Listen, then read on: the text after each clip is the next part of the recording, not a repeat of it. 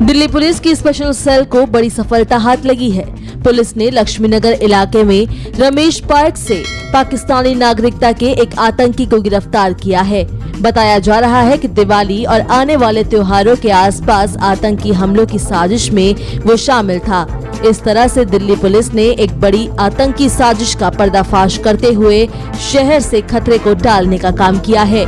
इस बात की जानकारी स्पेशल सेल के डीसीपी प्रमोद सिंह कुशवाहा ने एक प्रेस कॉन्फ्रेंस में दी। एक पाकिस्तानी नेशनल को कल स्पेशल सेल की एक टीम ने अरेस्ट किया है। इस टीम को सुपरवाइज ललित ने किया और हृदय भूषण एसीपी कर रहे थे।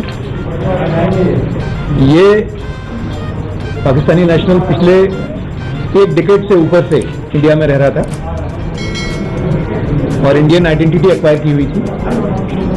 इसके इंस्टेंस पे 7 मैगजीन, पिस्टल्स, 2 कार्ट्रिजेस और एक ग्रेनेड रिकवर किया गया है। कॉन्फ्रेंस में बताया गया कि गिरफ्तार आतंकी एक भारतीय नागरिक की फर्जी आईडी के साथ रह रहा था।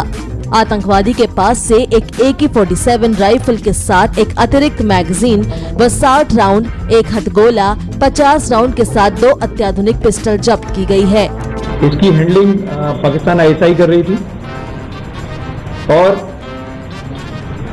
ये पाकिस्तान ISI ने इसको ट्रेन करके, जैसा मैंने कहा कि एक डिकेड पहले जब इंडिया आया था तो इसको बांग्लादेश के रास्ते से सिलीगुड़ी बॉर्डर से इंडिया भेजा गया था। इसकी जो बाकी इन्वॉल्वमेंट्स है उनको हम वेरीफाई कर रहे हैं और इसके बाकी एसोसिएट्स को आइडेंटिफाई करने की कोशिश कर रहे हैं। डीसीपी कुशवाहा ने यह भी बताया कि किस तरह अपने मंसूबों को साकार करने के लिए उसने यहाँ पर शादी भी रची। यहाँ पर इसने एक पास में शादी भी की थी कुछ महीने के लिए for the sake of acquiring documents, और एक पर्टिकुलर जगह जाके बिहार में इसने एक आईडी भी एक्वायर कर ली थी अपनी इंडियन होने की। तो आईडी, एक आइडेंटिफिकेशन सर्टिफिकेट, जिसका जो आईडी कार्ड है वो इसने बिहार में जाके एक्वायर कर लिया था। वहाँ पर भी जी, वहाँ से एक्वायर करने के बाद में उसी बेसिस पे फिर इसके बाकी डॉक्यूमेंट्स बने हैं। So he got married to Indian.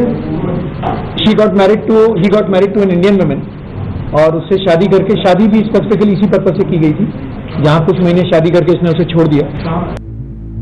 DCP Kushwaha ने इस पूरी साजिश से पर्दा उठाते हुए बताया कि किस तरह से दिल्ली को दहलाने का ये पूरा प्लान तैयार किया गया।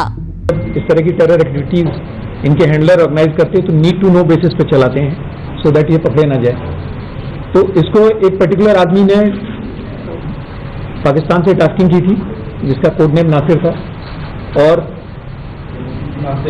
जी, और उस टास्किंग के बेसिस पे इसको बताया गया था कि आपको वेपन कहाँ से मिलेंगे। वेपन वहाँ जहाँ से इसको मिले हैं या जहाँ से इसको दिए गए थे वो सिर्फ इसको वेपन से मतलब था। उन लोगों ने ये नहीं बताया कि वेपन आपको कौन देके जाएगा, कौन नहीं देके जाएगा। इसी तरह से जब ये पास में मनी वगैरह मंगाता था तो वो भी हवाला के चैनल से इसके पास आती थी। मैंने कहा नीड टू नो बेसिस पे काम करने किया, जो इस तरह के मॉड्यूल में होता है वो इसमें भी था।